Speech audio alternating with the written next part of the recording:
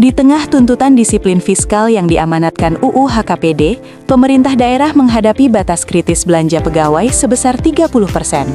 Di satu sisi, aturan ini penting untuk menjaga kesehatan anggaran dan keberlanjutan pembangunan. Namun, di sisi lain, ribuan pegawai PPPK yang menjadi garda terdepan pelayanan publik berada dalam ketidakpastian. Dilema ini menuntut kebijakan yang bijak, terukur, dan berorientasi pada keseimbangan antara tata kelola keuangan yang sehat dan keberlangsungan layanan kepada masyarakat. Selama bertahun-tahun, sebagian besar APBD daerah terserap untuk belanja pegawai, menyisakan ruang terbatas bagi pembangunan. Hadirnya UU Nomor 1 Tahun 2022 tentang HKPD menjadi titik balik, dengan membatasi belanja pegawai maksimal 30%. Kebijakan ini bertujuan menciptakan ruang fiskal yang lebih sehat, agar anggaran dapat lebih difokuskan pada infrastruktur dan pelayanan publik yang mendorong pertumbuhan dan kesejahteraan masyarakat. Ambang batas 30% belanja pegawai mencakup berbagai komponen yang bersumber dari APBD, seperti gaji pokok PNS dan PPPK, TPP, honorarium tim, hingga insentif pemungutan pajak. Namun, tidak semua belanja pegawai masuk dalam perhitungan tersebut. Tunjangan guru yang bersumber dari transfer pusat dikecualikan sebagai bentuk afirmasi pemerintah untuk menjaga kualitas pendidikan. Pemahaman yang tepat atas anatomi ini penting agar kebijakan fiskal tetap akuntabel tanpa mengorbankan sektor strategis. Waktu terus berjalan menuju 1 Januari 2027. UU HKPD telah memberikan masa transisi 5 tahun sejak 5 Januari 2022 agar pemerintah daerah menyesuaikan struktur belanjanya. Namun, setelah tenggat itu, tidak ada lagi ruang toleransi. Setiap daerah wajib memastikan belanja pegawai berada di bawah ambang 30% sebagai komitmen terhadap disiplin fiskal dan keberlanjutan pembangunan. Pemerintah daerah menghadapi benturan dua mandat yang sama-sama bersifat absolut. Di satu sisi, UU 20/2023 mewajibkan penataan tenaga honorer menjadi PPPK sebagai bentuk tanggung jawab sosial dan kepastian status kerja. Di sisi lain, UU 1/2022 membatasi belanja pegawai maksimal 30%, membatasi ruang fiskal daerah. Ketegangan antara kewajiban sosial dan disiplin fiskal ini menuntut solusi kebijakan yang cermat, adil, dan berkelanjutan. Titik kritis krisis fiskal NTT semakin nyata. Saat ini, rasio belanja pegawai telah mencapai 51%, melampaui batas aman yang ditetapkan dalam UU HKPD, sehingga pemerintah daerah membutuhkan penghematan sekitar 540 miliar rupiah untuk kembali memenuhi ketentuan tersebut. Dalam kondisi ini, sekitar 9.000 pegawai PPPK berpotensi terdampak dan terancam dirumahkan, karena besarnya angka defisit disebut identik dengan total beban gaji mereka. Berdasarkan PMK nomor 24 tahun 2024, kegagalan pemerintah daerah mencapai batas 30% memicu sanksi fiskal progresif. Pada tahap pertama, penyaluran dana alokasi umum atau DAU dan dana bagi hasil atau DBH ditunda setara dengan nilai kelebihan belanja. Jika APBD perubahan tetap tidak disesuaikan, maka pada tahap kedua dilakukan pemotongan dana secara permanen yang ditarik kembali ke kas negara. Konsekuensi personal dan administratif dari pelanggaran ketentuan fiskal cukup serius.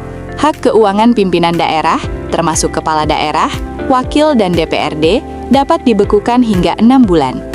Selain itu, terjadi kelumpuhan rekrutmen melalui moratorium total usulan formasi CPNS dan PPPK baru.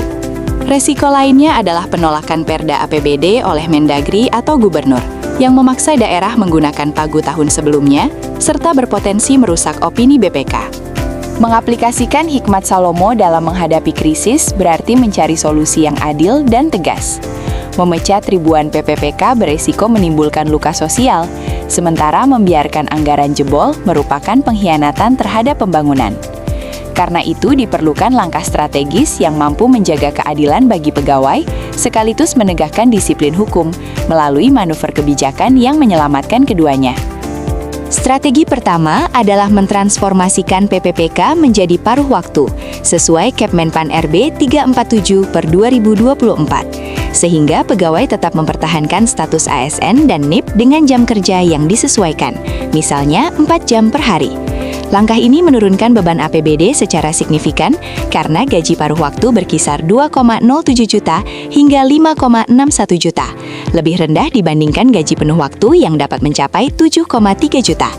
Dengan skema ini, pegawai tidak perlu dirumahkan dan tetap memiliki kesempatan mencari tambahan penghasilan di luar jam dinas. Strategi ekspansi denominator merupakan upaya cerdas untuk memenuhi mandat batas belanja pegawai 30% tanpa harus melakukan pemotongan gaji atau pemberhentian pegawai, melainkan dengan memperbesar total pendapatan daerah sebagai basis pembagi anggaran. 1, 2. Langkah utamanya mencakup inovasi opsen pajak, di mana pemerintah daerah memaksimalkan kewenangan baru yang diberikan oleh UU HKPD melalui opsen pajak kendaraan bermotor, PKB, dan bea balik nama kendaraan bermotor, BBNKB, untuk meningkatkan pendapatan asli daerah PAD secara signifikan.